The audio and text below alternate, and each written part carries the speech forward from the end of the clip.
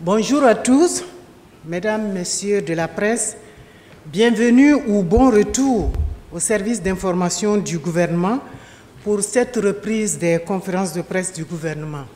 Le but de l'exercice, vous le savez déjà, est de présenter, d'expliquer les politiques publiques, de répondre aux préoccupations de la presse pour mieux éclairer l'opinion nationale et internationale. Pour cette reprise, placée sous le sceau de la défense nationale et de la sécurité, nous recevons donc pour vous le ministre délégué auprès du président du FASO, chargé de la défense nationale et des anciens combattants, le général Aimé Barthélemy Semporé, et également le ministre de la Sécurité, M. Maxime Koné. Avec nous, naturellement, le ministre porte-parole du gouvernement, Dr Ousseini Tamboura, qui, avant de laisser la place aux ministres invités pour la déclaration liminaire, va nous dire en 1 minute et demie un petit mot de rentrée. Merci d'avoir répondu à cette invitation, même lancée si tardivement. Nous sommes très heureux que vous soyez là donc, ce matin, à cette mi-journée, pour, j'allais dire, un point de presse de rentrée, hein, on peut consacrer ça comme ça, puisque ça fait maintenant bientôt 1 mois qu'on ne s'était pas retrouvé ici. Et cela augure aussi donc d'un trimestre qui va donc nous permettre de vous rencontrer régulièrement. C'est une promesse que nous vous faisons, que les membres du gouvernement, sur les politiques publiques qui relèvent de leur domaine, puissent vous rencontrer à chaque fois. Donc nous sommes heureux ce matin d'être avec le ministre de la Défense, le ministre de la Sécurité, pour vous entretenir sur des sujets déterminants, sur des défis qui sont les défis de notre pays, les défis de notre nation, de défense et de sécurité. Il n'y a pas lieu que je vous rappelle l'importance de ce sujet.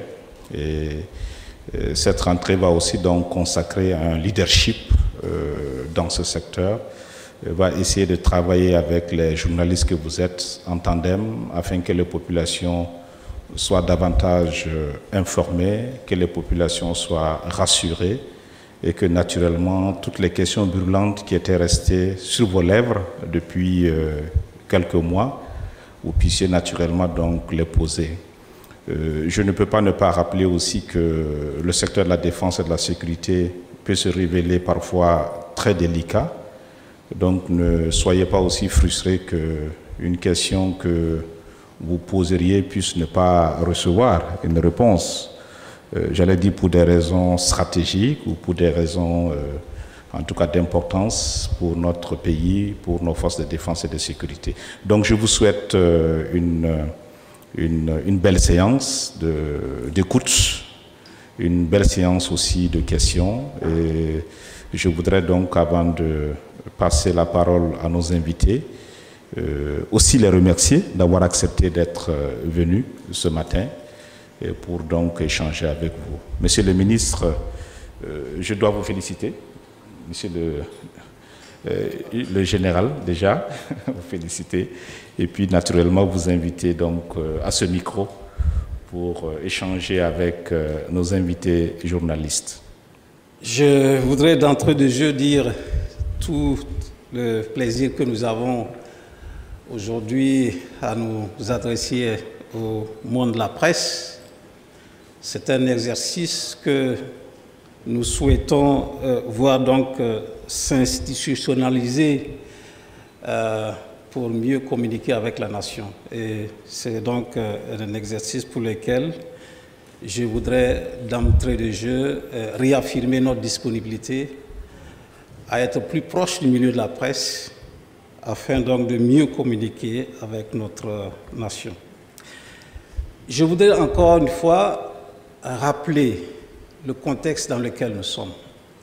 Contexte qui est marqué par des défis sécuritaires d'une extrême acuité et dont les derniers développements donc, ont entraîné un certain nombre de réorganisations à divers niveaux et pour lesquels le chef de l'État, qui est en même temps assume la charge de ministre de la Défense et qui est aussi chef suprême des Forces armées nationales, a pris un certain nombre de mesures. Je voudrais rendre un hommage aux victimes des différentes attaques qui se sont produites ces derniers temps et dire que c'est vrai, il y a eu d'énormes pertes civiles, militaires, mais on retient aussi que nos vaillants combattants ont démontré encore une fois leur capacité également à lutter farouchement et à infliger des pertes à l'ennemi. Je voudrais donc rendre un hommage aux victimes, mais aussi un hommage mérité à tous les combattants des forces de défense et de sécurité qui, jour et nuit, se sacrifient pour répondre de la manière la plus courageuse possible à cette menace qui nous frappe durement depuis 2015. Et comme je l'ai annoncé, dès l'entame de cette réorganisation, le chef de l'État a pris un certain nombre de mesures pour renforcer donc les capacités des forces de défense et de sécurité, pour remonter le moral des troupes. Et c'est l'occasion donc pour moi de dire que très bientôt, je pense que dans les jours à venir, les combattants donc, vont constater qu'un certain nombre de mesures administratives qui seront prises pour rehausser le moral, pour améliorer les conditions de vie et de travail de nos hommes. Et tout cela donc devra contribuer à rehausser donc nos capacités à faire face aux défis sécuritaires qui sont les nôtres aujourd'hui. Je voudrais aussi rappeler donc que depuis un certain temps, depuis 2015, donc, nous sommes confrontés à cette menace terroriste. Le gouvernement a engagé un certain nombre de réformes. Je pense que vous avez été témoin à un certain moment et donc des différentes articulations donc, de la construction donc, de ces réformes. Le comité national qui avait en charge de l'élaboration de la politique de sécurité nationale a eu à rencontrer la presse pour donner, je dirais, les prémices donc, de ces nouvelles orientations. Donc il faut donc dire que c'est l'approche qui nous paraissait la plus structurée que le gouvernement donc, a adoptée, qui consistait donc à partir d'un constat, qui est que nous étions donc dans une sorte de posture qui n'était pas du tout adaptée au développement donc, de ce nouveau contexte géopolitique dans lequel nous sommes et qui a généré cette menace qui était au préalable une menace périphérique à notre pays et qui est aujourd'hui une menace au cœur donc, de notre quotidien et qui menace les fondements de notre nation. Et la meilleure réponse était donc, à partir de la réflexion qui a eu lieu au Forum national sur la sécurité, c'est donc d'engager un processus d'écriture d'un référentiel qui nous manquait jusque-là. Nous n'avions que la politique de défense et aussi la stratégie de sécurité intérieure comme référentiel. Mais aujourd'hui, vous comprenez tous que le contexte sécuritaire a invalidé un certain nombre de paradigmes, un certain nombre de doctrines et de concepts, dû donc à l'émergence dans notre contexte d'une menace asymétrique et qui a bousculé un peu cette forme d'organisation, cette posture non opérationnelle que nous avions, donc du fait d'un contexte plus ou moins de paix relative. Aujourd'hui, nous sommes donc en train de réorganiser tout cela à travers donc une politique qui fixe un objectif, qui fixe également une vision. À la suite de cette politique, nous avons donc une stratégie de sécurité nationale, qui est un document qui vise à mettre en œuvre la politique, non seulement dans sa vision, mais aussi dans ses différents objectifs qui ont été définis. Et donc, ces différents référentiels sont prêts et assortis aussi d'un projet, au stade actuel, c'est même toujours un avant-projet de loi sur la sécurité nationale, qui va donc donner un cadre juridique national au concept de sécurité nationale et qui va donc permettre d'agir en conformité avec les principes de l'état de droit. C'est donc pour vous dire, messieurs et mesdames de la presse, que nous sommes dans une démarche de construction d'une gouvernance de sécurité nationale qui soit la plus transparente possible, mais également qui devrait nous permettre de faire face d'une manière beaucoup plus coordonnée, beaucoup plus cohérente et efficace, donc les défis sécuritaires de plus en plus accrus. Voilà donc pour ce qui concerne ces 3 référentiels qui sont prêts et qui seront incessamment validés au plan politique par le gouvernement, mais aussi au plan donc législatif. Il y a le projet de loi qui sera soumis à l'Assemblée nationale. Donc, c'est dire que les perspectives s'annoncent de manière, j'allais dire, très convaincante. Et pour cela, nous avons besoin de mobiliser notre nation. J'annonce donc au terme donc de cette phase donc conceptuelle, nous avons amorcé donc la phase donc d'écriture des stratégies sectorielles et surtout des stratégies spécifiques comme celle de lutte contre le terrorisme, donc qui est une tâche qui a été confiée depuis mars par le chef de l'État au Centre national d'études stratégiques que je présidais, et j'ai eu donc l'occasion de coordonner donc les travaux en toute discrétion. Nous l'avons fait en toute discrétion, sans tambour ni trompette. Et aujourd'hui, nous avons un document qui est prêt, qui va être soumis au gouvernement pour validation et qui annonce un certain nombre d'axes stratégiques qui seront développés tout à l'heure par le ministre de la Sécurité. C'est dire qu'un grand chantier va s'ouvrir. Et pour cela, nous avons besoin de mobiliser notre nation. Nous avons besoin que toute la nation se ressoude autour de l'essentiel.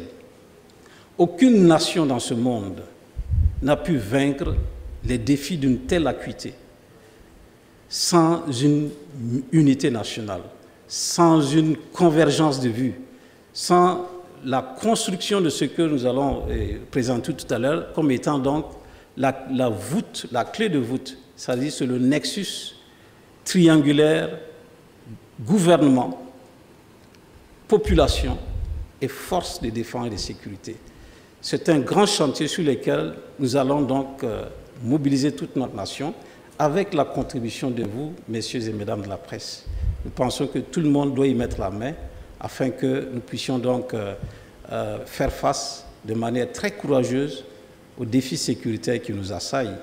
Et il y a différentes approches de solutions qui seront développées et pour lesquelles nous pensons donc que une éclaircie, je dirais des embellis donc vont tout de suite se profiler pour nous permettre donc de voir l'horizon de manière plus sereine et pouvoir développer poursuivre sereinement les projets de développement. Et donc je lance un appel à nos hommes, à nos troupes sur le terrain, pour leur dire de maintenir très haut la flamme du patriotisme, de continuer à se battre, parce que derrière il y a un gouvernement qui est très soucieux. Il y a une nation également qui est en attente des résultats. Et donc nous ne devons pas baisser la garde. Et je pense que les perspectives s'annoncent de telle sorte que nous puissions avoir les meilleurs atouts. On dit que toute crise est une opportunité. Et pour nous, c'est l'opportunité de construire un système de défense qui soit à la mesure des enjeux d'aujourd'hui et ceux de demain. Mais c'est aussi renforcer la coopération. Parce qu'aujourd'hui, la nature des menaces qui sont devenues transnationales, qui sont devenues hybrides, qui sont de plus en plus diffuses. Aujourd'hui, il est difficile de faire un distinguo assez net entre menaces extérieures et menaces intérieures. C'est vrai, les deux types de menaces sont bien distinctes, mais leur continuité fait en sorte qu'il y a une zone grise entre elles. Donc, il faut donc construire donc, ce continuum défense et sécurité pour lui permettre donc, de mieux s'adapter à la nature des menaces actuelles. Donc, il faut construire la coopération. Aujourd'hui, on ne peut pas vaincre le terrorisme chez nous si juste derrière la frontière, cette menace demeure. Vous comprenez donc que les grandes nations combattent la menace, ce qu'ils appellent la défense de là-bas. Ils combattent la menace au plus loin possible de leurs frontières. Que ce soit donc les grandes puissances traditionnelles que vous voyez, qui viennent combattre au Sahel, c'est pour prévenir donc, j'allais dire, une sorte donc de continuité de ces menaces vers les frontières. Et donc, aujourd'hui, pour sanctuariser son espace, il faut coopérer.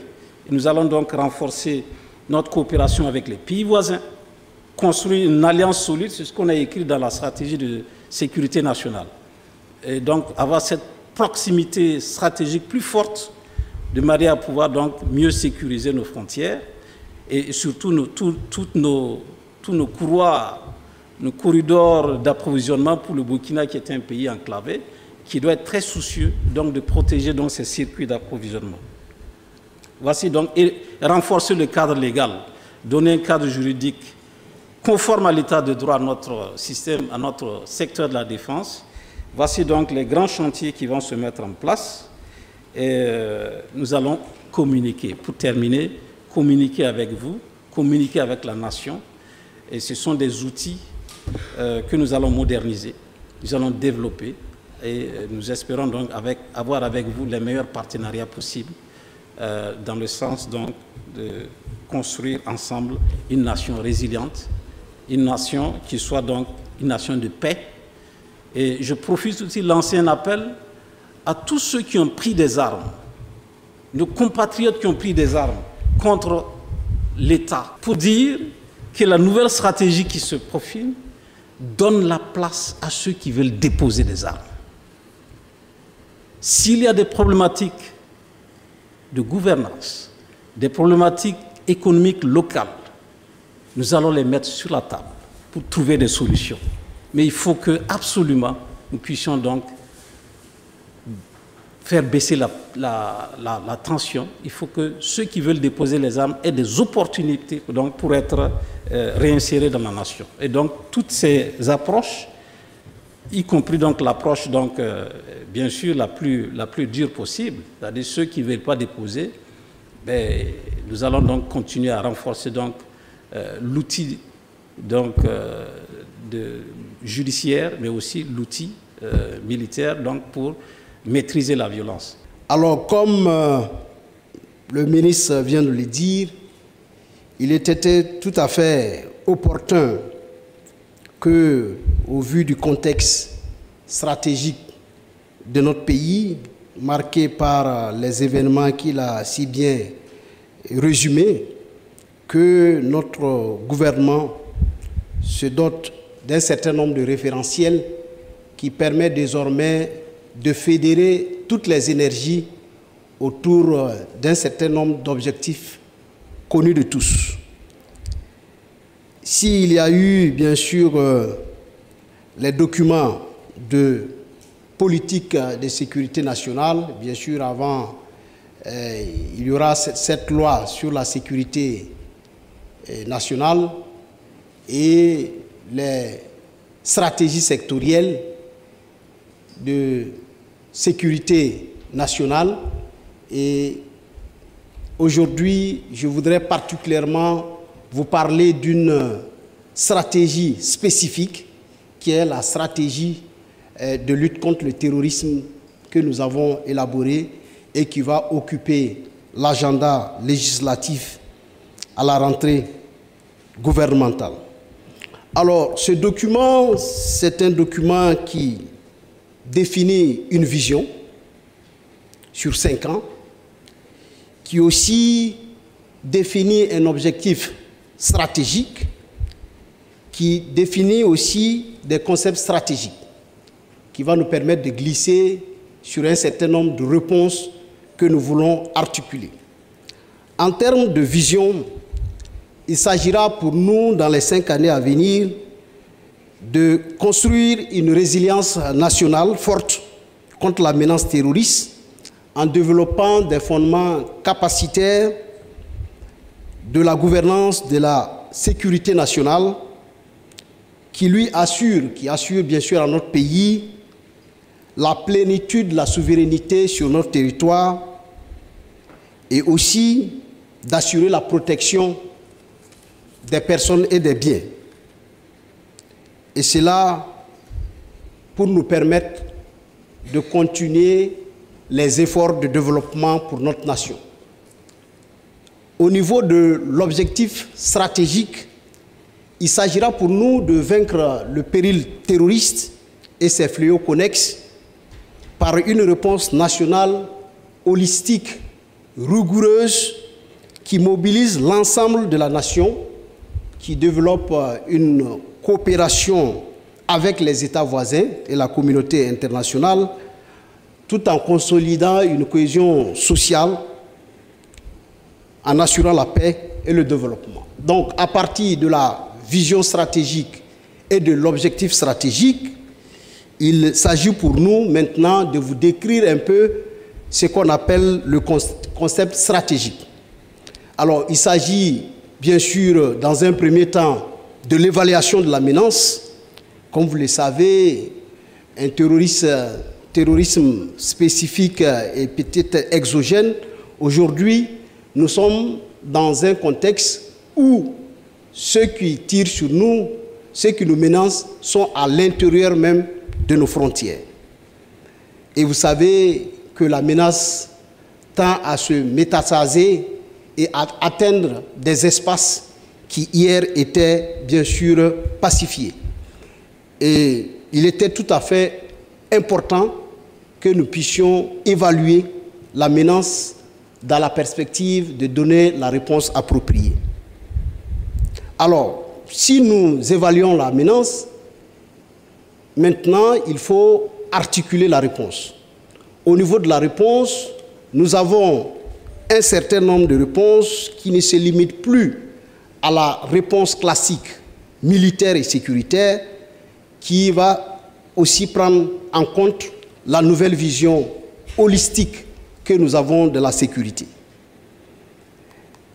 C'est dire que la réponse militaire est une condition nécessaire, mais elle n'est pas suffisante. Et pour cela, nous allons aussi articuler la réponse diplomatique. Elle est importante parce que, comme vous le savez, toute crise intérieure est traversée par une dynamique de soutien extérieur aux belligérants. Donc, à travers cette action, nous allons aussi traquer ceux qui soutiennent les terroristes. Il y a la réponse judiciaire. Vous savez que cette lutte, on doit l'encadrer sur le plan juridique. Cela est très important. Et aussi travailler au respect des droits de nos concitoyens. Ça semble être quelque chose d'important. Rappelez-vous que nous avons ouvert les premiers procès des présumés terroristes. Ça, c'est un élément de la réponse judiciaire parce qu'il faudrait que nous vidions nos prisons quand on sait que les prisons aussi sont des espaces de radicalisation, que ceux qui sont coupables puissent être condamnés et ceux qui ne sont pas liés aux actes de terrorisme puissent être en tout cas relaxés. Il y a aussi la réponse politique et administrative pour que le gouvernement puisse avoir le leadership dans cette lutte. Et cela nous semble très important. Il y a la réponse, si vous voulez aussi, humanitaire. Vous savez que cette crise a bien sûr occasionné beaucoup de déplacés. Il faut les prendre en charge. Il faut travailler de telle sorte que aussi que ces déplacés puissent rejoindre leur espace naturel de vie. Il y a cette réponse communicationnelle.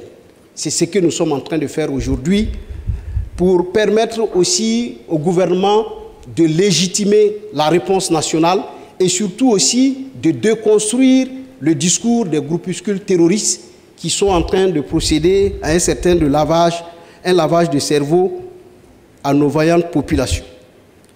Et voici quelques éléments de réponse holistique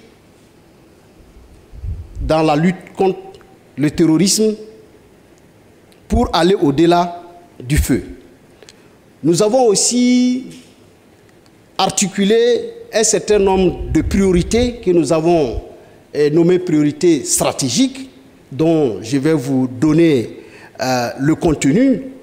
Le ministre de la Défense en a fait cas. Il s'agit pour nous aujourd'hui de mobiliser toute la nation, parce que cette lutte, elle est au-delà de notre positionnement politique. C'est une lutte qui est au-delà de nos clivages idéologiques et confessionnels. C'est une question non pas seulement du gouvernement, mais c'est une question de la nation tout entière. Le terrorisme aussi, la lutte exige que nous ayons les ressources. Et nous allons travailler dans ce sens à mobiliser le maximum de ressources pour faire face aux exigences de la lutte. Le ministre délégué a insisté sur le nexus trinitaire gouvernement, FDS et population qui nous semble très important pour que nous puissions avoir la confiance des populations. Aussi bien le gouvernement doit travailler pour consolider cette confiance avec les populations, mais aussi les forces de défense et de sécurité doivent travailler à avoir une adhésion totale de la population. Et enfin, le gouvernement et les forces de défense et de sécurité doivent être dans une osmose parfaite pour mener la lutte. Il s'agira aussi dans l'immédiat, comme je l'ai dit, les priorités stratégiques, de travailler à protéger les populations et leurs biens. Il y a eu beaucoup de cris de détresse, vous avez suivi l'actualité, et pour nous, c'est une priorité que nous puissions agir rapidement. Il s'agira aussi dans les priorités stratégiques de travailler au retour des déplacés. Et ça, c'est très important. Et également que nous aussi, au niveau du gouvernement, nous travaillons à une certaine cohérence, bien sûr, dans le langage. Ce qui est important dans les priorités stratégiques aussi, c'est une coordination stratégique et opérationnelle efficace entre toutes les forces. C'est pourquoi le ministre de la Défense et moi-même sont devant vous pour montrer que la défense et les forces de sécurité intérieure sont ensemble pour faire face à cette menace, parce que nous avons la conviction qu'il n'y a pas de héros solitaires. Aucune force individuellement ne pourra gagner cette guerre. Nous la gagnerons unis, dans la même vision, dans la même démarche et face à un ennemi qui est invisible. Dans la perspective immédiate, nous allons aussi travailler en alliance avec les pays voisins. Vous savez, cette lutte aussi, elle doit être une lutte systémique. Il ne sert à rien que nous faisions cavalier sur le Burkina dans un contexte où notre espace sahélien est en proie à des attaques multiformes. Vous suivez l'actualité, le Mali, le Niger, le Tchad, le Nigeria. Donc, il est tout à fait important que notre lutte, nous la situions dans le contexte global, stratégique, sahélien et même au-delà. Voici, mesdames et messieurs, quelques mots d'introduction que je voudrais vous donner sur la stratégie de lutte contre le terrorisme que nous avons bien sûr élaborée au niveau du gouvernement. Et bien entendu, nous restons totalement disponibles pour apporter des réponses à vos préoccupations. Mamadou Soare de LCA Télévision. On a tous été témoins de ce rapport d'Amnesty International qui disait que les armes utilisées par les groupes armés au Sahel provenaient de la Serbie. Cette question-là également, si on pouvait avoir la réaction du gouvernement. Bonjour, je suis Ndiaga Thiam de l'agence de presse Reuters. La première question, effectivement, comme l'a dit le confrère, un soutien extérieur aux groupes armés. Est-ce qu'on peut être beaucoup plus précis? Est-ce qu'on connaît exactement ceux qui soutiennent les groupes armés? La deuxième question, le ministre de la Défense l'a dit, certaines puissances combattent le terrorisme loin de leur base. Nous, effectivement, on a constaté cela en Afghanistan avec les États-Unis d'Amérique. Dans le Sahel également, il y a des puissances occidentales qui combattent le phénomène, le même phénomène. Est-ce que le scénario en Afghanistan, est-ce qu'on ne craint pas ce scénario ici, dans le Sahel? Merci. Ifzou KMD de la RTV Radio. L'identification des hommes qui nous attaquent.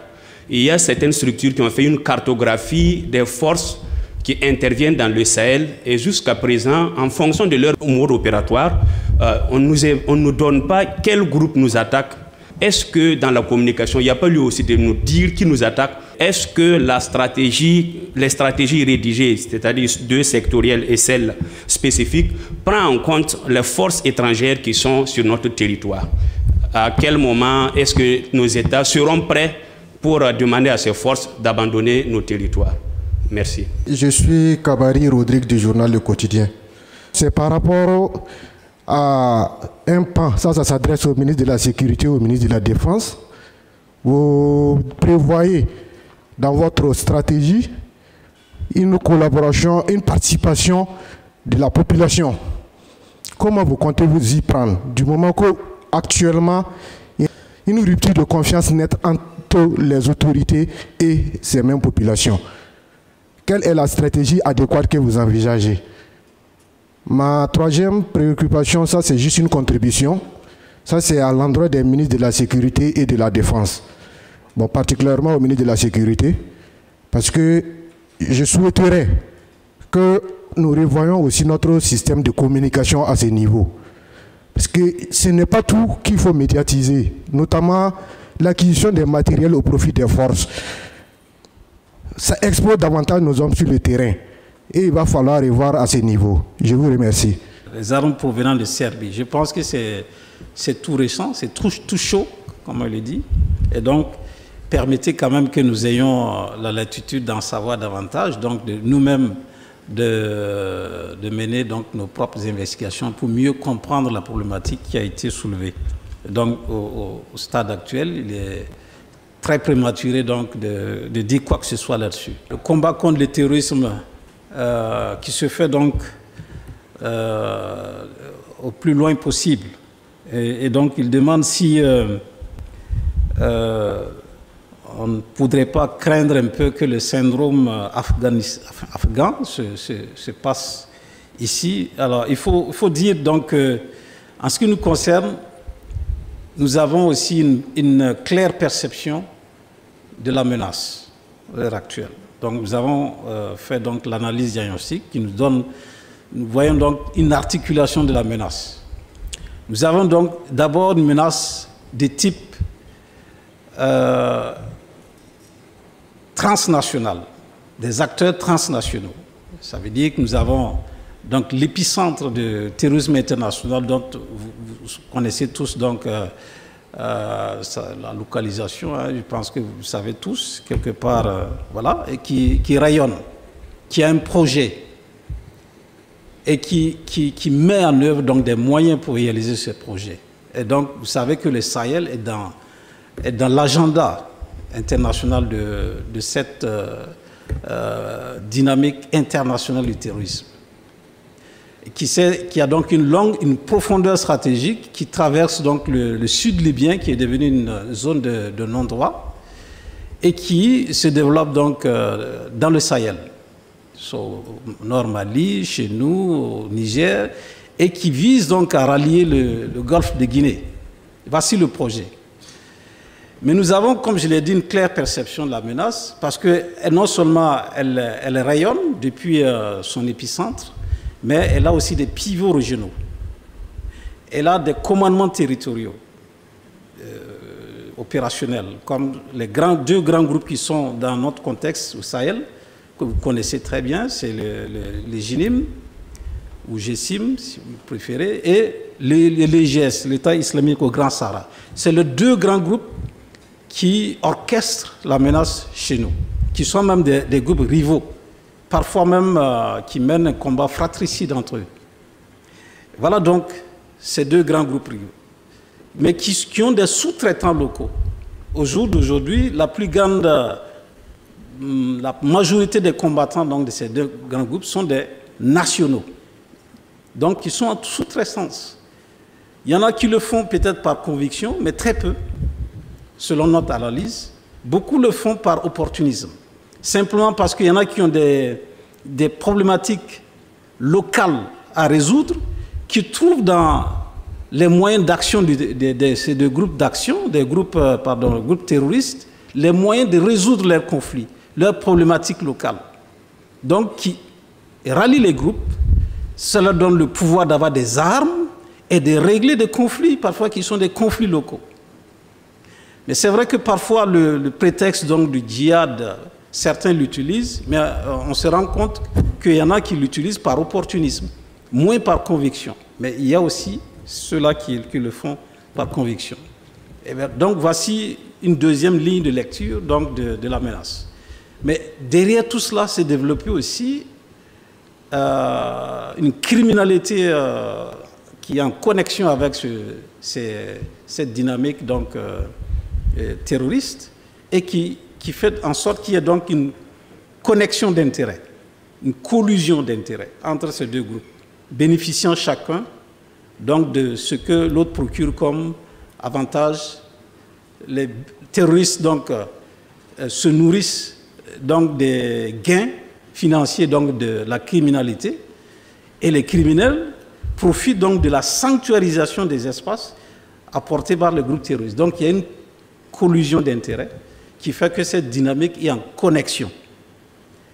Et on ne peut pas lutter efficacement contre les terroristes si on ne lutte pas contre ces crimes mafieux qui sont rampants, qui profitent de tout ce qu'il y a comme ressources nationales, les sites miniers, le bétail, les ressources dans les forêts.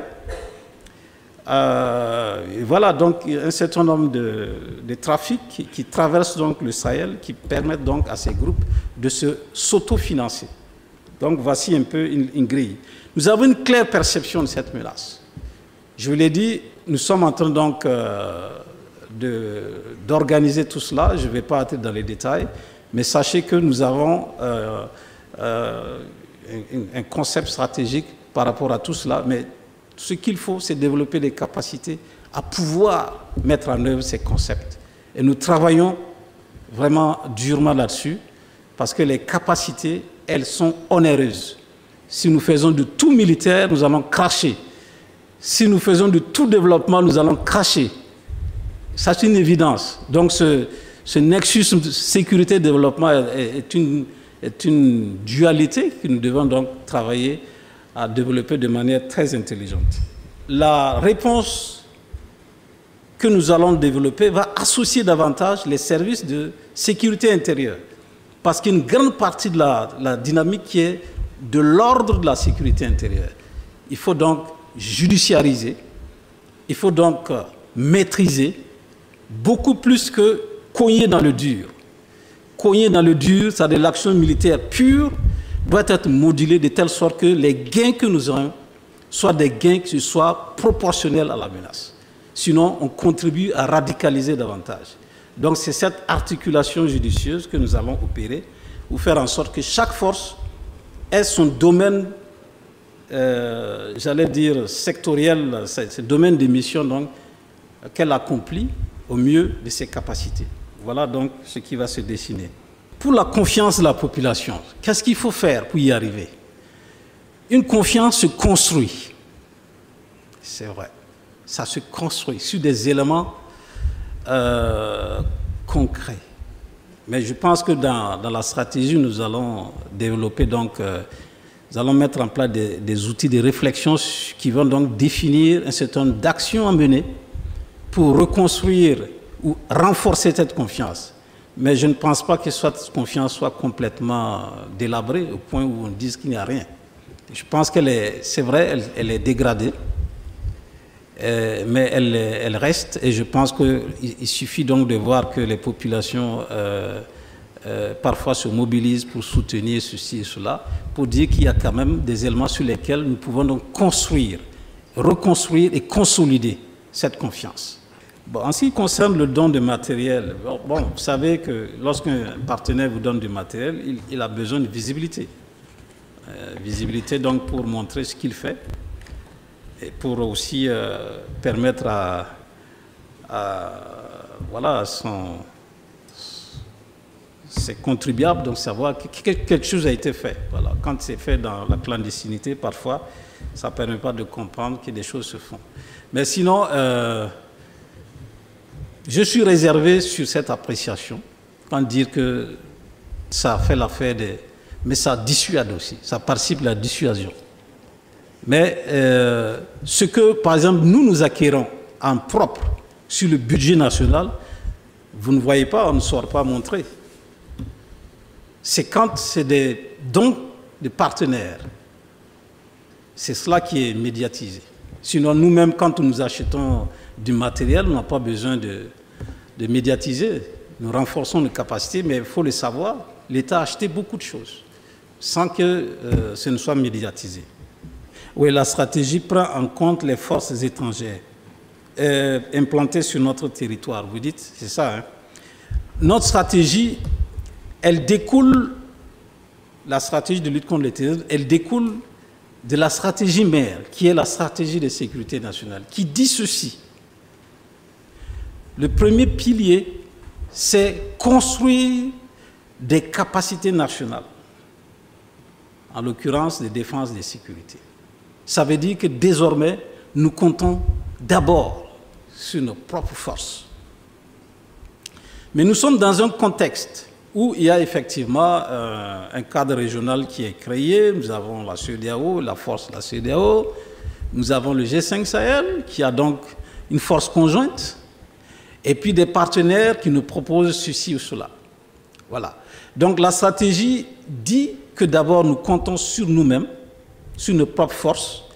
Effectivement, celui qui a évoqué le syndrome afghan l'a fait de manière très pertinente. Vous voyez que lorsque une force étrangère vous aide à le faire, et si vous ne développez pas vos propres capacités et que cette force se retire, eh bien, tout s'effondre.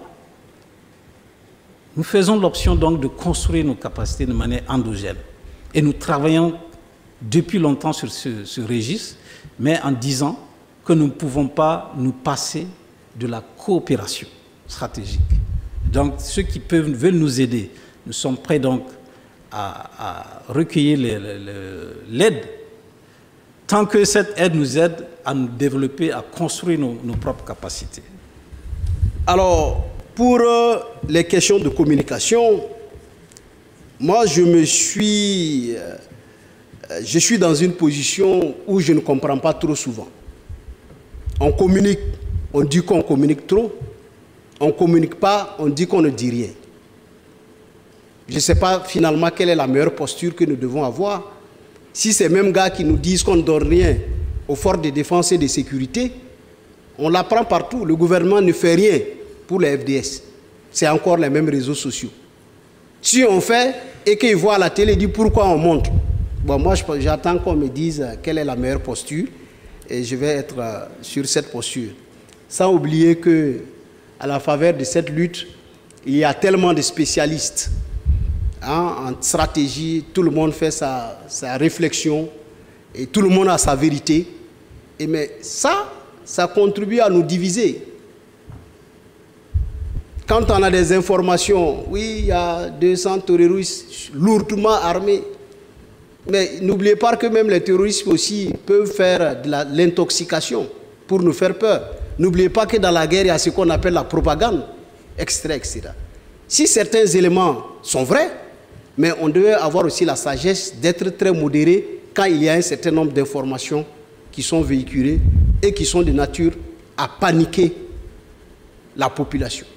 Moi, je me nomme Lévi Constantin Confé du journal L'Observateur parlera. Et je vais revenir un peu sur la stratégie parce que je me pose déjà la question sur les VDP. S'ils venaient à être démobilisés, qu'est-ce qu'on fait d'eux? Parce qu'il Ils ont combattu auprès des gendarmes et des policiers. Peut-être même que le mythe de gendarme est tombé parce qu'ils ont évolué ensemble. S'ils venaient à être démobilisés, est-ce que la stratégie apporte une réponse à cette question? Et je voudrais aussi dire, est-ce qu'au Burkina, on a défini la radicalisation? À quel moment dit-on qu'un individu s'est radicalisé? Est-ce qu'en définissant ces aspects-là, on ne va pas permettre aux populations d'évaluer parfois le comportement d'un individu et de donner la bonne information qui s'y est? Merci beaucoup. Ibrahim Zongo, journaliste à la télévision Burkina Info. Qu'est-ce qui est prévu en ce qui concerne la population? Est-ce qu'il y a un volet déradicalisation quand on sait que la plupart des mouvements terroristes partent de la radicalisation? Sur les VDP, qu'est-ce qu'on fait d'eux après démobilisation?